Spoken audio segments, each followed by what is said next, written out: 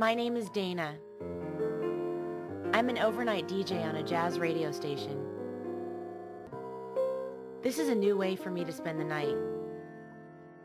Not too long ago, I was on the streets in the Mission District.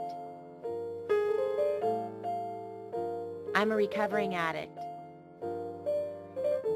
I started using when I was very young, but this was the bottom. Without WRA, I'd be dead. WRA has helped me through the last months of my pregnancy. I was really able to bond with her while she was still in utero. I have a beautiful 3.5-month-old daughter that's everybody's clean and sober baby. I couldn't have done that without WRA and their perinatal program. It was a part of feeling like I was in a black hole and didn't know how to come out.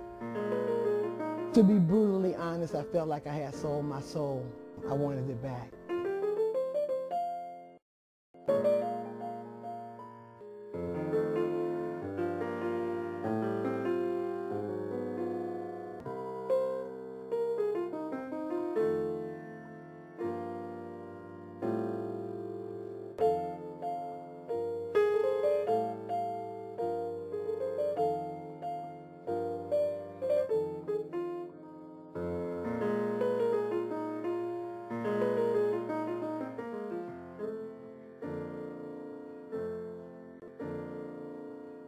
Chemical dependency is first and foremost a disease, and that's how people in the treatment field think of it.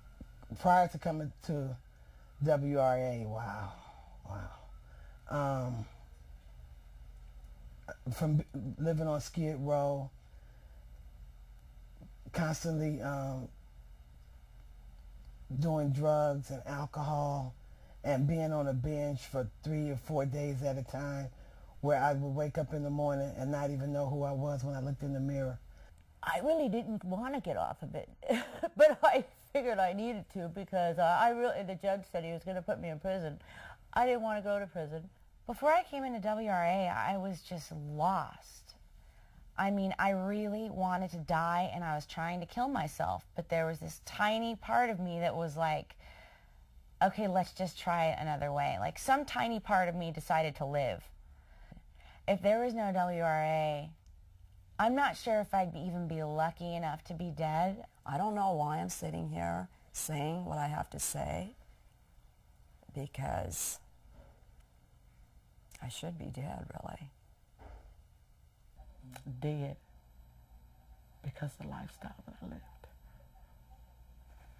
It was rough.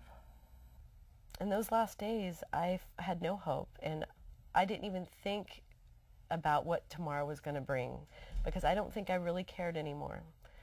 I never saw beyond the next bag. I never saw beyond the next bottle. It was rough. Stopped caring about myself, stopped caring about my family members, and I really didn't care about my children, and they needed a mom, you know. They needed a mother. When I had that hopeless and that just sheer hopeless feeling, I used to get on my knees and pray. And it's, God, I don't know how to live. I don't know how to live. Please just take my life or show me how to live.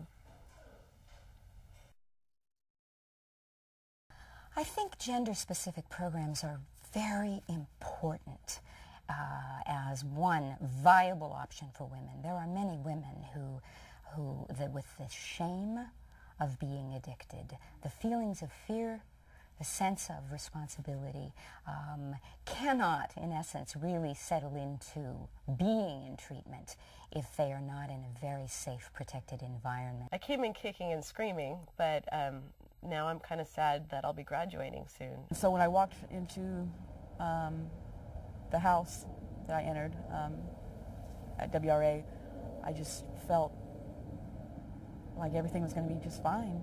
Insanity is walking down the street and constantly falling in the same hole and thinking you're going to get a different result. And I think the insanity of my addiction I had fell in that hole.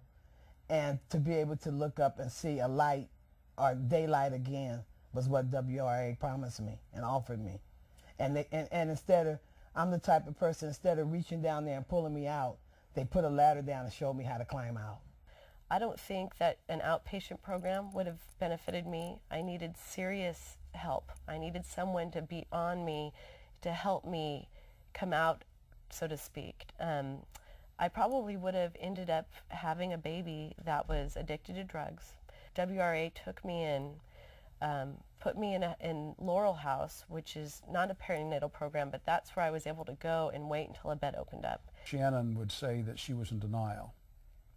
But the fact is, she was in denial and she was the addict, but we were all in denial. We're in denial because we didn't know what to do. We're in denial because it's almost unbelievable that things could get to the extent that they got. The family is going to have every bit as much need for help as the addicted person. WRA worked, in my judgment, because it confronted the whole family, even though only one person was going there.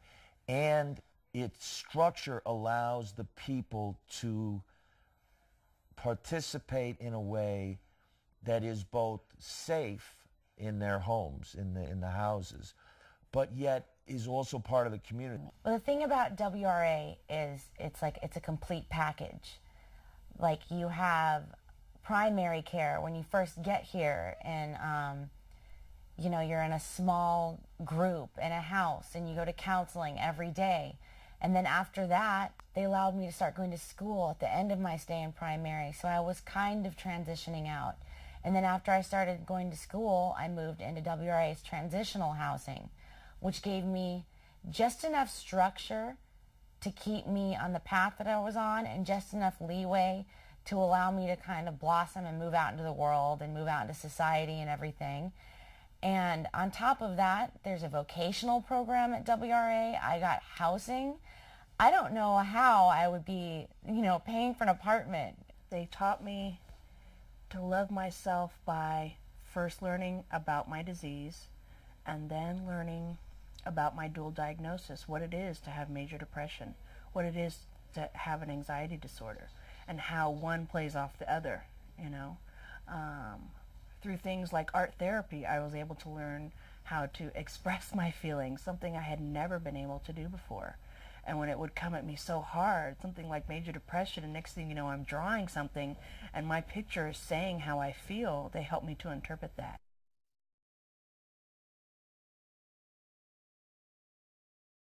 Ideally, I think that there would be a community support network, including treatment centers, absolutely, but a network that extends for 3 years to 5 years, that women have this sense of being able to attach to the institution, to a treatment center, for example, and then that sense of support continues for them, just like an alma mater. I have a lot of friends, really good friends, that they're all the ladies I went through the program with or met through the program. And the key, as I've seen it, for recovery and all the women that I've seen, is that they stay connected. It is a disease. It is a disease just like cancer, just like leukemia, and we either learn how to live with it and treat it because it's part of our makeup. It's what we are. It's not something we could just take medication for and it goes away. It's something we have to deal with on a day-to-day basis for the rest of our lives. I could break the chain and not pass it on to my children. What I saw in WRA was a loving, committed process that made a difference in my daughter's life. Well, my life is completely changed. I've heard a lot of people say that they've gotten their life back. Well, I've never had a life in the first place, so this is like being born. I had my mom again, and this is the first time that I've ever had a mom. Just turned my life around because I was tired of living the way I was living, and I didn't want my kids to have to grow up in that same insanity that I did. Women may be able to feel okay about being in treatment, but then they have to leave. And what kinds of supports are available for them ongoing? I'm scared. This is the first time I'll be actually out on my own and having to deal with life life's still going to show up. I actually work here at Women's Recovery Association now part-time as a house manager. I work with the adolescent program, and I work at the big house, as I like to call them, where the adult women clients are. I get to show up and I get to be of service. The best part of it is knowing that it's always here. No matter how much sobriety time I have, or no matter where I go in this world or where I move to know that it's here, and to know that I can always come back here and be welcome here no matter who is here. So recovery for me means having my life back, knowing that every day I get up, you know, I have a job to go to. I have an obligation to be a good wife. I have an obligation to be an aunt, a cousin, a good daughter-in-law, a useful human being. I didn't have that before. So it's having my life back. That's recovery. Knowing that I have a future and like a life right now, it's almost surreal. Like sometimes it doesn't quite compute. It's like I'll just be going about my business and then all of a sudden it's like, oh my God, who am I? Like, who's doing all this? You know what I mean? Like, from where I came from and the person I used to be and thinking about who I am right now, it's like, I don't even think I have a vocabulary for it.